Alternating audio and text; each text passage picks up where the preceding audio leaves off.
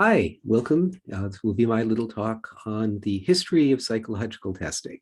I chuckle as I say that because immediately, as one says it, it sounds like, wow, this is going to be the most deadly dull topic in the entire world.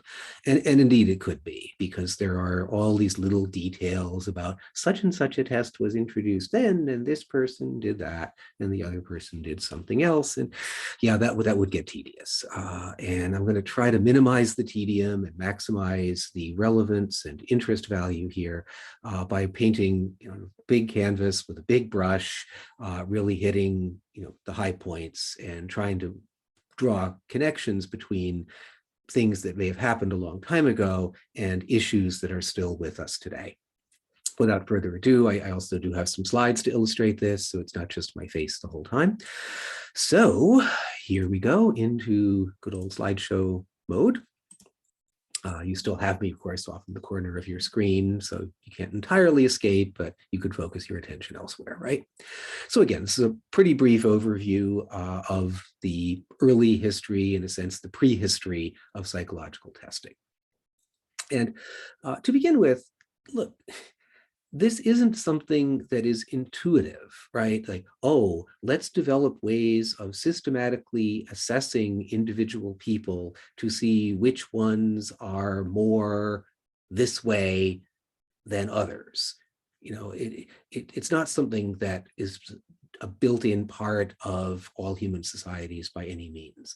So if you want to go way back in time, the earliest tests of any kind were in fact connected with employment of a sort, because hiring somebody to do an important job is an important thing, and in fact government-sponsored testing. But the fact is, when you go way back, there weren't that many functioning governments in the world. Most of our ancestors lived in places, if you go back 2,000 or 3,000 years, in places where the chieftain or petty king or what have you mainly had one job. He and his little cohort of hangers-on were supposed to be tough guys who could defend us against invaders, raiders, pirates, what have you. And they really didn't do much else that we would nowadays think of as governmental functions. But that wasn't true everywhere. And one of the few places in the world that had what we would nowadays consider to be a functioning government thousands of years ago was Imperial China. And so, if you want to have the government do things like flood management, storing food against potential famines, and so forth and so on, as well as maintaining a standing army, law courts and so forth, well, you're going to need some kind of bureaucracy in order to make that happen. And, the Chinese were among the first in the world to try this, and certainly on a large scale. So pretty quickly, one realizes that simply putting whoever is born to a position of power and privilege into a job isn't the most efficient way of getting the job done. The mere fact that my dad, was the Earl of such and such doesn't mean that I'm necessarily going to be a good administrator, does it? And so the desire formed to come up with some way of identifying promising candidates, people who would actually be good at, running the Department of Famine Relief in Sichuan, let's say. And so a very early examination system was introduced, quite likely as far back as 2,000 years ago. And, this really almost nowhere else in the world had anything like this. Maybe, the Roman Empire had somewhat of a, bureaucracy in place, but the Chinese developed this idea of an examination system as an alternative to the more traditional approach, which is pretty much patronage. Again, I got an important dad, I get the job, that sort of thing. And the system was pretty primitive for quite a long time and developed slowly, kind of organically. But by around 1,000 years ago, the system really was expanded and refined, and this became the only way to get one of these entry-level positions in the civil service. And these were highly desirable positions, mind you. If you're a government official, you are in a position of prestige, power, you have a guaranteed income, and so forth and so on. And over the time, they added more exams. So if you wanted to get promoted, you'd have to pass the next examination, and so forth and so on. The system actually endured until the early 20th century, in the last years of the empire, as it sort of, collapsed and at least temporarily turned into a kind of republic. The system was abolished. It was felt to have outlived its usefulness. But in fact, it did, to some extent, function for a very long time. Now, it's constructive, I think, to go back to the very earliest iteration of this exam to see where we began and how far we had to go from there. So the very earliest form of it had 4 components. If you were applying for a position, you want to be one of the emperor's civil servants, bureaucrats, you should be skilled at archery. Your horsemanship should be exemplary. You should be able to play, nowadays we might say the guitar or the violin, but it was the pipa, a kind of Chinese lute, and your calligraphy should be excellent. Pause. Consider, what do these have in common? I hope you would all agree that one thing they don't have in common is any relevance to the typical daily work of a bureaucrat. One exception might be calligraphy. I do hope that I can at least read, the order that he wrote about what we're supposed to do in case of X emergency. But otherwise, I don't really care if the guy's, riding in on horseback playing his lute, right? We're not talking the singing cowboy here. So there's something else going on.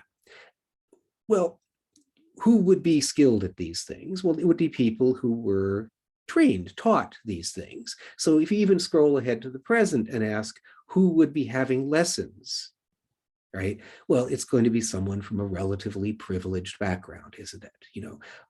Nowadays we might think of, violin lessons. You might still have horsemanship lessons, perhaps art lessons, etc.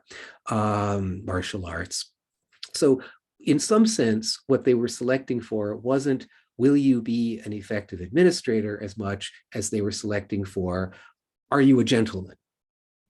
And that is pretty limited. But again, this is the crude beginning. Now, the system did continue to evolve.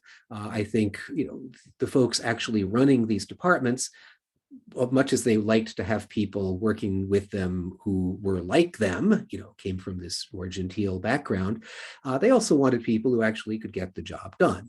And so the system evolved and improved over time.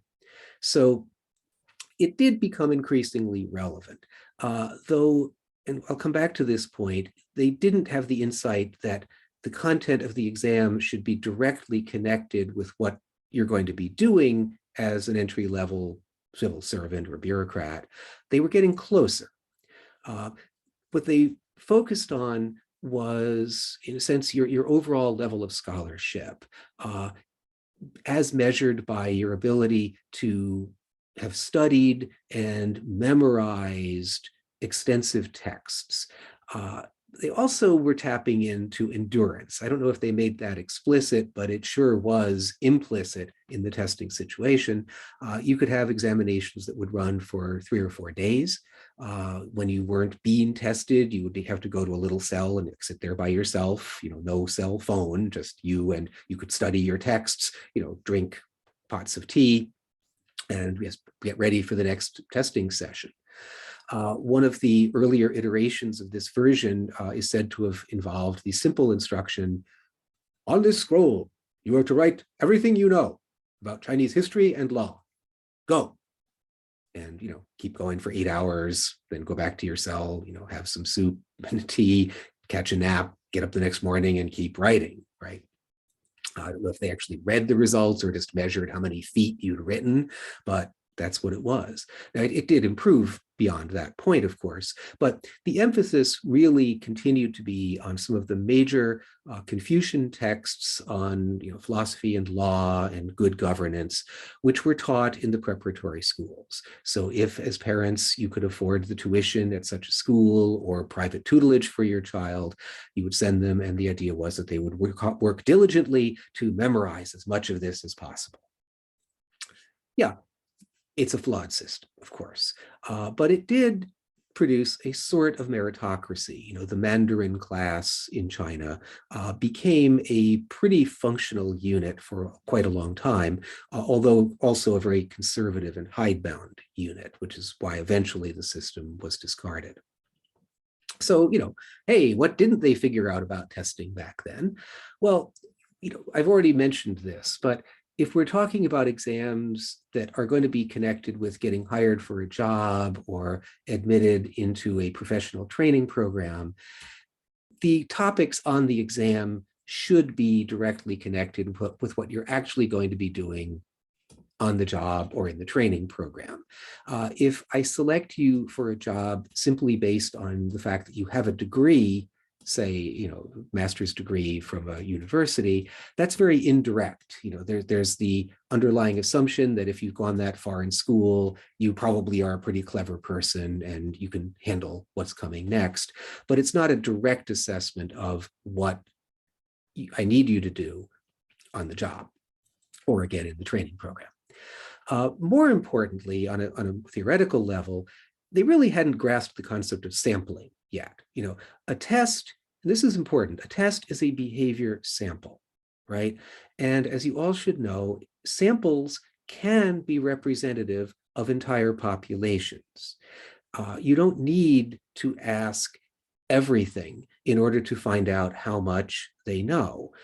Your midterm exams in school aren't 1,000 items long. I hope you learn at least 1,000 things in the course of, you know, 8 weeks of university, but I don't need to ask you about all 1,000 things in order to get a good assessment of how much, in fact, you have learned. They just weren't quite there yet.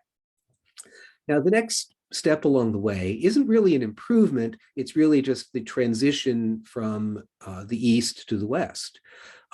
Beginning in the 17th century, Great Britain, well, became Great Britain, developing a globe-spanning empire, right?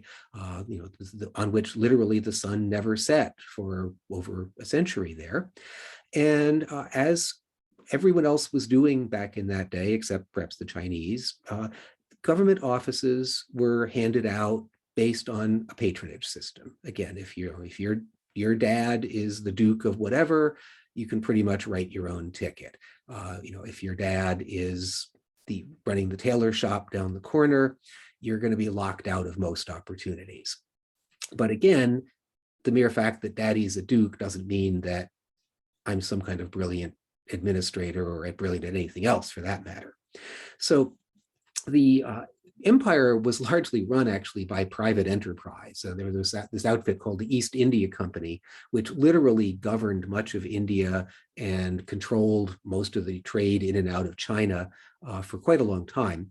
And the company, as it was known, eventually established a training college for administrators. They got sick and tired of, you know, patronage appointees who were dunces, who were incompetent, who were drunkards, whatever, and put in place a training program. The company was eventually replaced. They did mismanage things rather badly. And in fact, this, among other things, led to the Sepoy Rebellion in India. And after that fiasco, the British government basically said, no, we're not letting private companies run the show here anymore. We're bringing in the government. And pretty quickly thereafter, the British civil service also moved to an examination system. Very controversial at the time, a lot of resistance to this from the conservative elements who were already in power and didn't want to lose, you know, the power of patronage. But they did impose this. It replaced the old company college and then spread more generally in the latter part of the 1800s. Now, all of that was very practical stuff, all connected with governance, you know, running the nation, running the world. I do want to bring up, again, a couple of big points here. This is more for contemplation, since this is simply an online talk. But look, the whole underlying concept of a testing program of this type is that what we're trying to do is to level the playing field. We want a meritocracy. We want people who are promising candidates to be holding positions and making the most of them. We want to move away from a system based on patronage, away from a system where it's who you know, towards a system where it's what you know and what you're capable of. That's the whole idea. But tests can nonetheless turn into just another way of keeping the same structure in place. Look at that earliest form of the Chinese civil service exam. I think that whoever developed it was thinking, yeah, these are the people who will be good at the job. But that wasn't what they were selecting for. They were selecting for people like themselves, right? It's all too easy in developing a testing program to create tests that basically are assessing the extent to which the person taking the test is someone like you. So if you are from the ruling class, your test measures how much like a member of the ruling class the test taker is. This isn't necessarily done intentionally. I think often it's not. It's inadvertent, but it happens. It's a very insidious thing that sneaks in on us. And also, look, even when you do it right, even when you design the test properly, so it's a good sample of relevant behaviors, there's no way around the fact that those from a more advantaged or privileged background will have more opportunities to prepare for it. So this is sort of the twin aspects of what a testing program means, right? You're trying to make things more fair, and to some extent you may succeed, but you're also setting up a situation in which those who already have advantages are going to game the system as best they can to keep those advantages in their hands. So, the point for contemplation is, what should we do? The example I always like to bring up in this context is that of the New Haven Fire Department. I'm based in New Haven, as you know, and some years back, New Haven introduced an examination, civil service examination for promotion for firefighters who wish to be promoted to, I think, lieutenant is the next step up in the firefighting world. And it was a well-designed test, but when it was first administered, the results yielded very disparate results by race.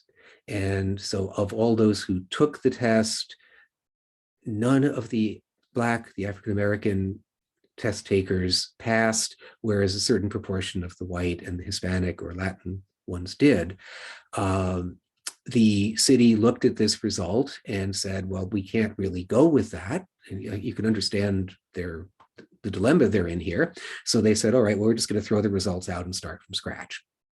Naturally, the people who had passed the test were not pleased with this. Many of them had studied for months on end and paid for training courses in how to learn more about what they should know to be good firefighter leaders, and they sued.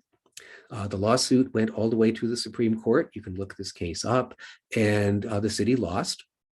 The finding was that the test results had to be honored.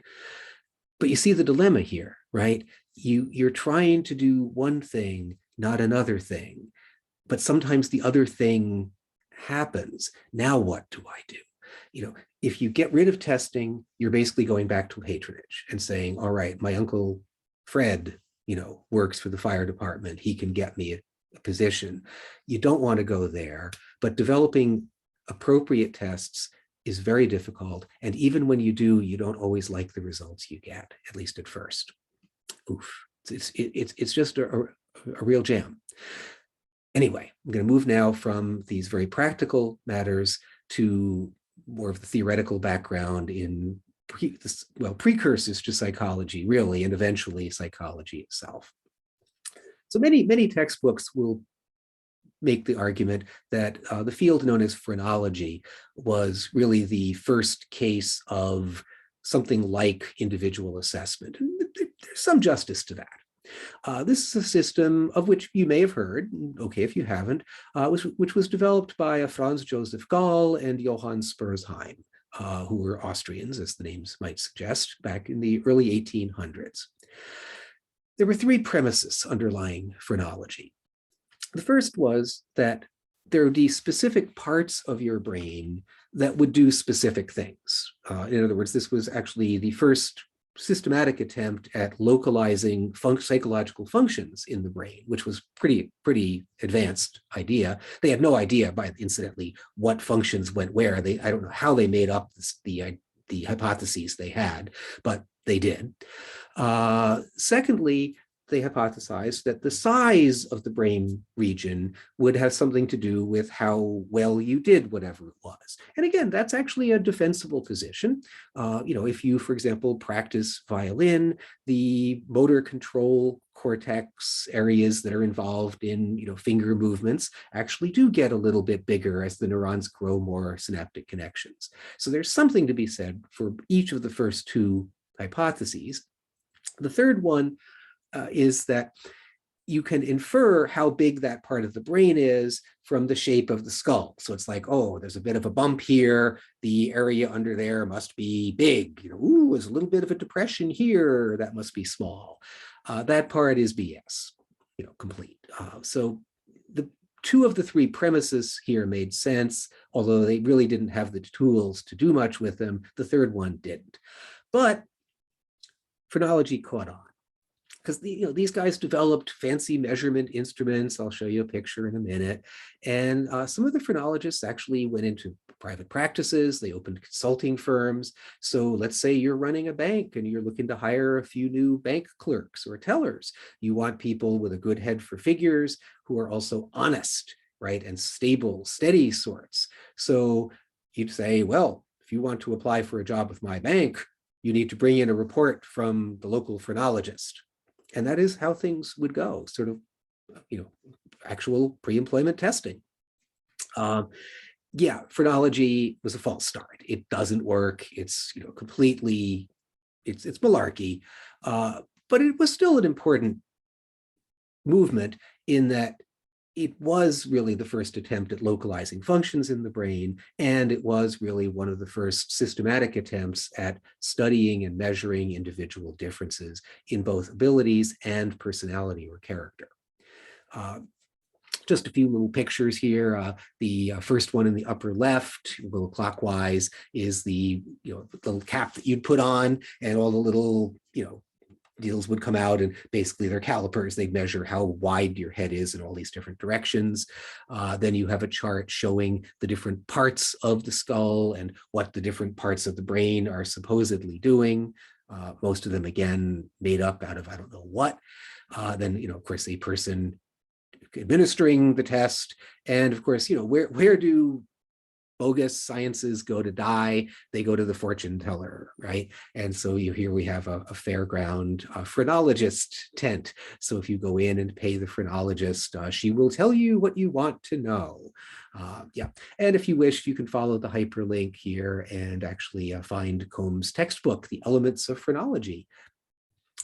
It went mostly to side shows, but in fact, the British Phrenological Society hung in for some reason until the late 1960s. They would have meetings and talk about phrenology, probably drink wine, I don't know.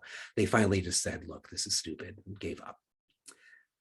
Another false start was this movement known as physiognomy, a very old idea. The word physiognomy can simply mean the study of how a person's face and head look, but notice the word nomos in there, like knowledge, right? And so the hypothesis is that we can infer something about your character based on your physical appearance. So, based on not just your skull where your brain is, but, your cheekbones, your nose, your jaw, your lips, the whole appearance. It is literally an ancient idea. You find references to this sort of thing, from thousands of years ago. It comes and goes over the centuries. It came on in a big way in the late 1800s with the work of Cesar Lombroso, a very prominent physician and early criminologist in Italy, who introduced the concept of using physiognomy in the study of crime and criminals. So what he attempted to describe were the criminal types, what kinds of people, appearance-wise, become criminals, and how does one sort of criminal differ from another sort of criminal? So how are the muggers different from the swindlers, and how are they both different from we fine, upstanding, honest people? Supposedly, the criminal types, so-called, were kind of throwbacks evolutionarily. They looked like more primitive forms of humans. So a classic criminal type would have the big protruding jaw, big high cheekbones. The nose would either be kind of squashed in and flattened, or this big hawk-like beak. The lips would be big and fleshy, the forehead sloping back, big jug ears, et cetera, et cetera. In practice, look, a lot of this probably had to do more with ethnic differences than anything else. So, he was comparing, this is in Italy. As you may know, Northern Italy is much more affluent, it always has been, than Southern Italy. And there also are somewhat different historical populations there. So to some extent, wherever this went, whether it's in the Austro-Hungarian Empire or the United States, the people more likely to be convicted of crimes are going to be people who come from poverty and are trying to claw their way up with all the, everything stacked against them. Sometimes they will resort to crime, right? And so you're really not describing a criminal type, but perhaps something very different. Anyway, it did get to be a big deal for quite a long time. Here again, just a few pictures. We have the kind of apparatus in the upper left that would be used to, measure the various physiognomic features. A page from one of Lombroso's books illustrating various criminal types, an examination being performed, I think by Lombroso himself, but certainly by one of his people. And if you're that criminal, you're not going to be real happy about this. Put your chin on this pointy thing and hold very still while I describe how defective you are. And then the drawings in the lower left are really from an old Renaissance era book that was supposed to be showing, the different characters as revealed by faces. Lombroso, by the way, this sounds like garbage, and it kind of is, but Lombroso is a very important figure in the history of criminology. So what do we want to consider here? Here are our couple of hazards that we run into when we're doing this assessment business with humans. One, and this kind of harks back to what I was saying before, there's a tendency to assume that the status quo is somehow right. So we don't readily examine our underlying assumptions about class, about culture, about ethnicity, about gender. We assume that whatever is in place must be the true order of things, the right order of things. And we're misled by that. We're led astray by that. And this is an inherent risk when you're not trying to produce change, you're simply studying what's there. You can easily fall into the error of assuming that whatever is there is what should be there. Another risk that you'll notice here, which won't come up so much in an assessment course, is there's this tendency to act as if something is biologically there, it's somehow an absolute truth. Whereas if it's not measured in biological terms, it's somehow less important. I found that even students of psychology fall into this trap a lot. Let's face it, neuroanatomy, let alone physiognomy, are pretty far removed from criminal behavior. But people will act as though if you have some, however weak, some finding that links, some neurotransmitter or some gene with a certain kind of behavior, that that's the real thing. When in fact, we're often better off measuring the psychological variables that come closer to what you're actually really interested in. Now we're going to go into the real origins of psychological testing, which really begin with this fellow here, Sir Francis Galton. The whole tradition of the study of individual differences in psychology really begins with Francis Galton. And he's a remarkable fellow. I don't want to say he's likable, but he is utterly remarkable. If you have in your mind the concept of the eccentric English gentleman genius, he's it. If you don't already have it, just think Sherlock Holmes. And this guy, he's like he's pretty much like the Benedict Cumberbatch depiction of Sherlock Holmes, frankly. He's utterly brilliant, made contributions to many different fields of study, very peculiar, obsessed with measurement and counting, which of course leads into psych testing eventually. Also, again, a very odd person interpersonally. I don't believe he ever married. He was independently a man of means, but he never looked for employment of any sort. He also came from an intellectually illustrious family. His first cousin, in fact, was none other than Charles Darwin. And Galton greatly admired his elder cousin, understandably, and I think hoped to, make achievements that rivaled those of the great Darwin. Arguably, he came pretty close, although he also fell into some serious errors. So just a little of the background on what Galton did, mainly because I just find this so fascinating. Relating to psychology, again, he was the first person to really study individual differences.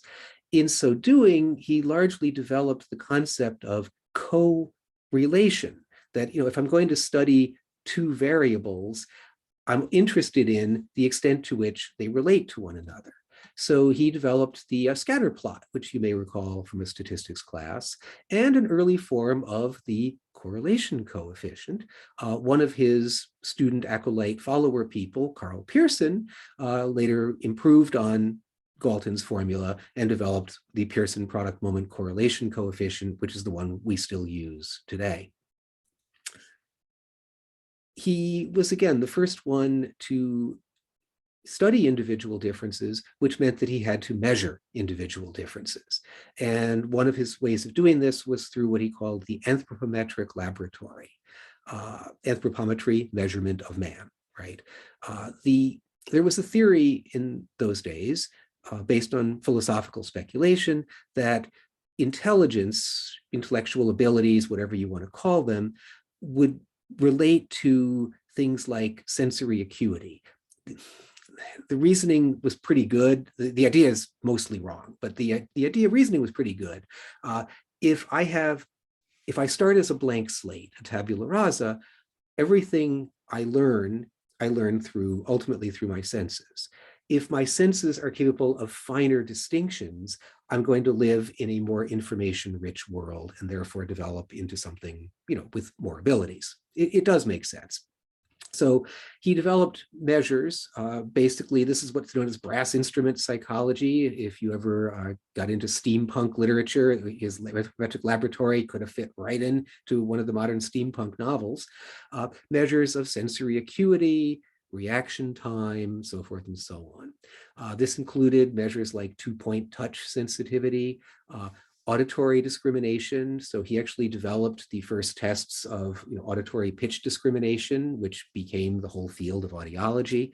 Along the way, he invented the dog whistle, because he found that there were notes that dogs could hear and people couldn't, etc. Now, his results were disappointing from the standpoint of what he thought he was going to find. The relationships with intelligence were very, very weak. In fact, as far as he could tell, non-existent. But he had a lot of fun collecting the data, and a lot of people had a lot of fun taking the tests. Matter of fact, he went to the fairgrounds and charged a penny admission. Today, that would be like, 50 cents or $1. So the idea was, you're going through the fairground. Hey, there's that big tent. Look, it's Sir Francis Galton's laboratory. And you could go in, pay him $1, take all the little tests, pull the levers and listen to the whistles. And then at the end, you'd get this printout that would show how you did on everything. You could show it to your friends and whatnot. Good way to pass half an hour or so. He also wrote this major treatise on what was called Hereditary Genius. He was fascinated with mental abilities, not always called intelligence in those days. And he had the idea that there might be some degree of heredity involved here. Again, notice the Darwin connection. So he did this sort of family study. By today's standards, very primitive methodology, but he went through the books that listed eminent men. Of course, it's all men in those days, eminent men in various fields. So eminent jurists, judges and advanced lawyers, eminent writers, eminent divines, meaning, people writing theology texts, and bishops and so forth and so on. And what he did was to look for how many of these people were related to one another within a given field relative to the number of families that theoretically could be in there. He was fair enough to recognize that if you came from a really poor, farmhand background, you weren't likely to become a bishop or a judge. So he did try to limit his sense of the population to people who were at least from something that we might nowadays call the middle class. Still very primitive methodology, but what he did show to his own satisfaction was that there was a very strong tendency for certain kinds of abilities to cluster in certain families. So you'd have some very prominent families where no one ever did anything intellectually demanding. They're all just out fox hunting, whatnot, shooting birds and whatnot. And other families where you would have, a high proportion of, writers, or a high proportion of jurists or whatever. He also was the first one to try to study mental imagery. Simple kind of questionnaire he developed, arguably the first questionnaire, where he asked, I think the question was simply for you to imagine your breakfast table. These are all, English gentlemen, so they all ate a big breakfast, I suppose, in those days. And you describe, imagine it, and then describe how vivid the impression is. And so he was able to kind of quantify how intense different people's mental imagery was, and to show which no one had suspected, that we differ a great deal in this regard. So those are just huge contributions. These aren't the only ones, but he also did other stuff outside of psychology. So he was a meteorologist. And he got curious about, okay, we're measuring the weather down here on the surface, but what's the weather like, up there if you go up half a mile or a mile? So he invented the weather balloon, basically a balloon with a bunch of measurement instruments attached. You send it up. Oh, and it also has a return address on it. So then eventually the thing comes down. Hopefully it lands on land. Some farmer finds it and it's like, oh, this belongs to Charles Galton, and basically he guarantees postage, and, you send it back to him. But that's the origin of the weather balloon. He also, in the field of criminology, introduced the idea of fingerprinting as a way of identifying people. So again, notice the measurement obsession, the individual differences obsession, and so forth. And oddly enough, he invented an early form of teletype. It was spelled with an O, not an E in those days, but it was a telegraph that would actually print out what was being sent through it, rather than having you have to get it all in real time.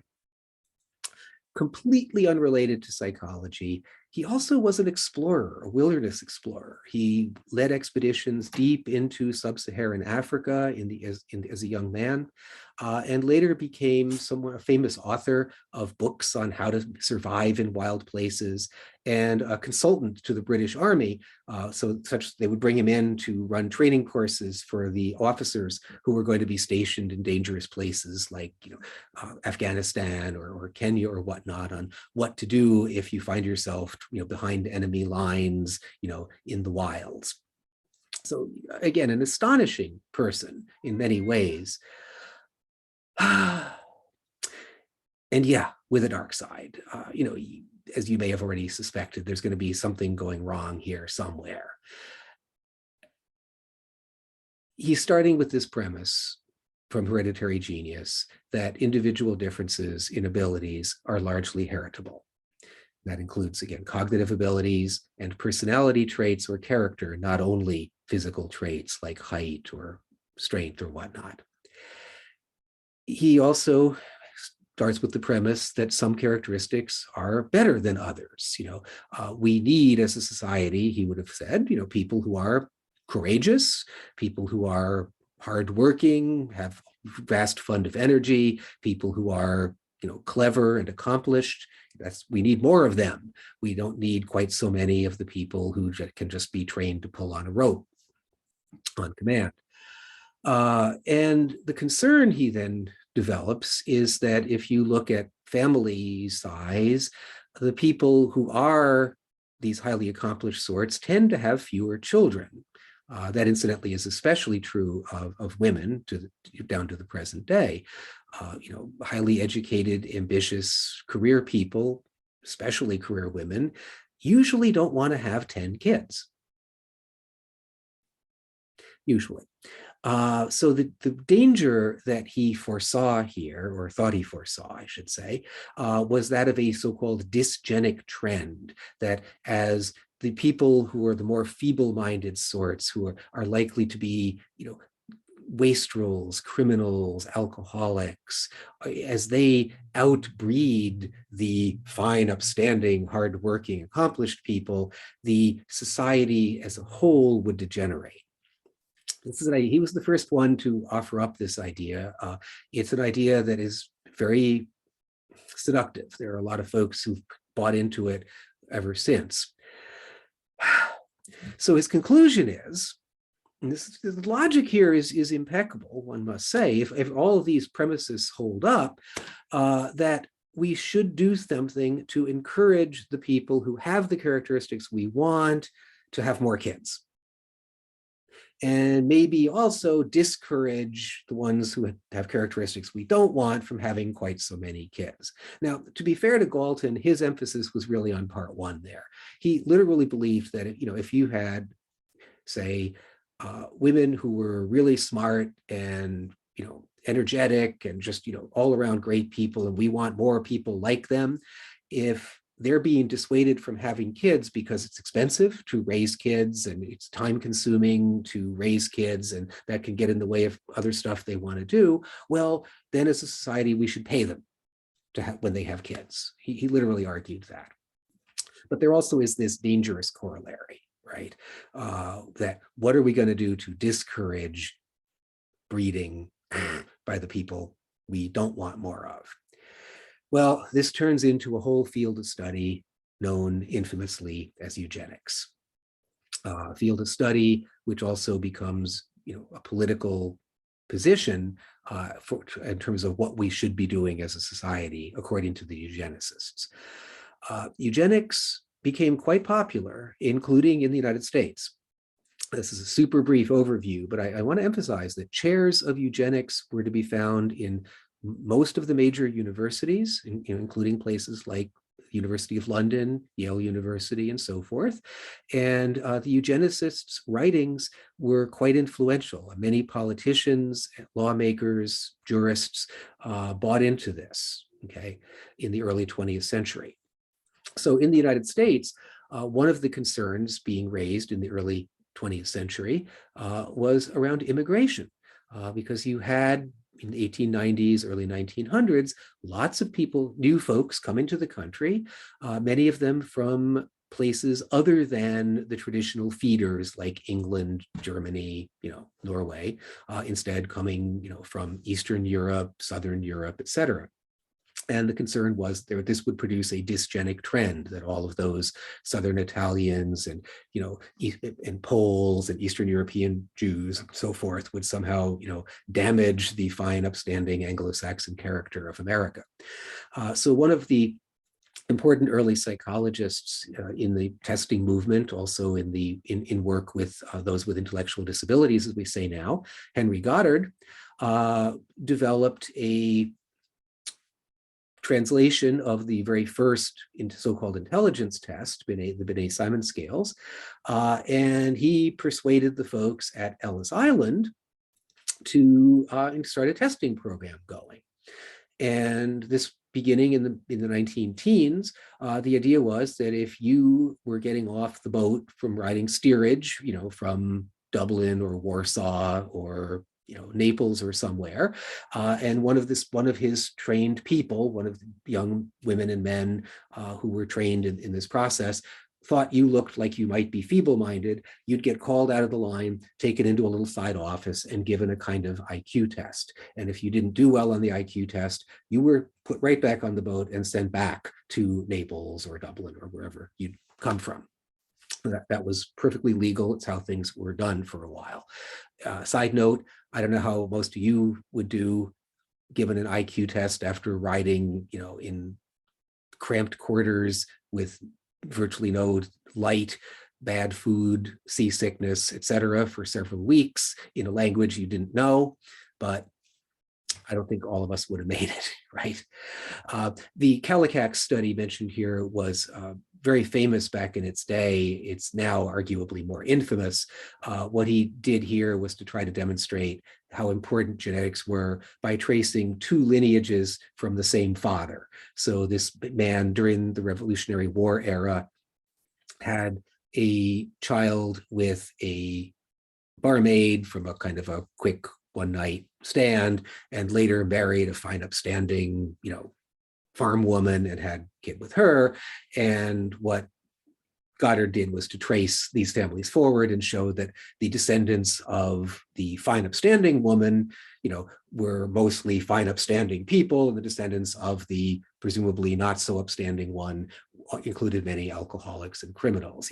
Completely ignoring the impact of environment, right? I have an intact family that own a farm, as opposed to, my mom is scrabbling to make a living, serving drinks in a roadside tavern, and I have no dad.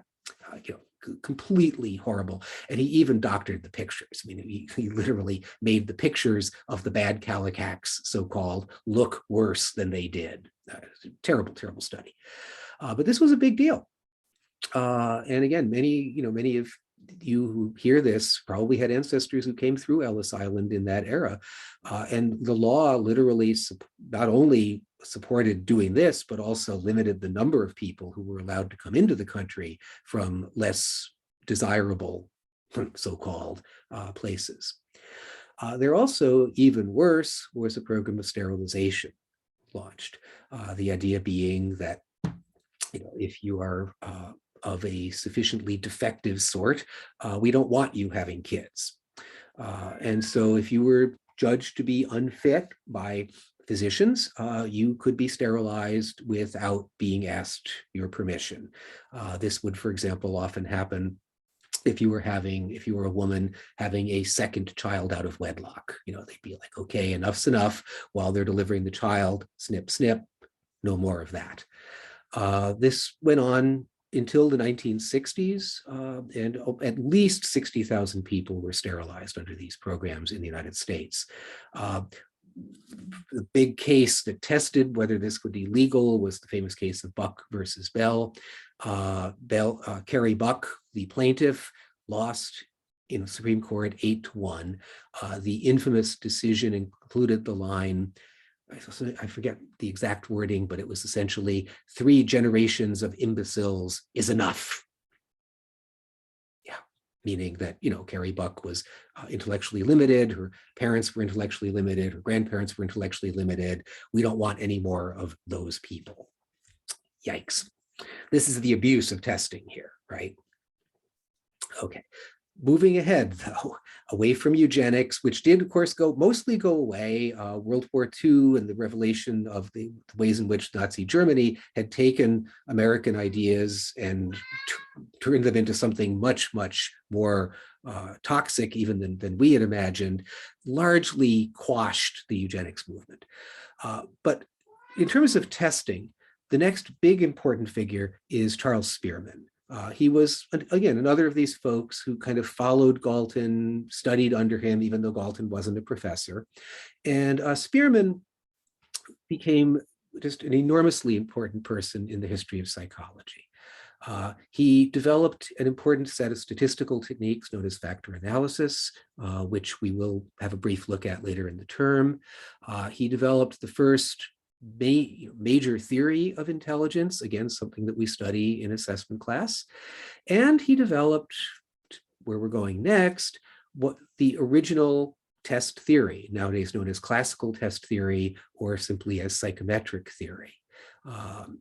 And really from here on, the next several weeks of my assessment course will be all about psychometric theory. Because from this point forward, test development becomes increasingly a science as well as a craft. Virtually every test that's been developed since Spearman's day has been developed through the lens of Spearman's ideas, or if it wasn't developed that way, has been extensively criticized for its failure to demonstrate that it functions according to Spearman's principles. There is a newer alternative. I'm just going to mention it in passing now, and I'll mention it again, known as item response theory. That's why psychometric theory is now called classical test theory. There's now another way of doing things. The two approaches generally end up telling you the same things. Arguably, item response theory is a little more sophisticated. It is, not just arguably. But I'm just going to really focus on classical test theory, which frankly is good enough for all practical purposes, just like Newtonian physics is good enough to build a bridge with. And I don't want to overload my students' minds too much. So we're going to stay with classical test theory from here on in, which said, we can say good day for now and see you next time.